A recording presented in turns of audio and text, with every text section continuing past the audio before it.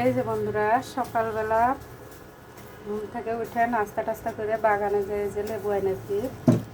তো বাগান আপনাদেরকে এখন শেয়ার করাই হয় না, কারণ বাগানে এত পরিমাণ জঙ্গল আর কাদা, কারণ বৃষ্টি হচ্ছে। তো লেবু নিয়ে এসেছি, সকালে শেয়ার করা হয়নি, তাই ভাবলাম যে এখন আপনাদের সাথে শেয়ার করি। লেবুগুলো এত রস, আর আমি লেবুর শরবত খেতে খুব পছন্দ করি। প্রতিদিন একটা করে লেবুর শরবত খাই। তো অবশ্যই কমেন্টে জানাবেন আমার গাছের লেবুগুলো কেমন হয়েছে।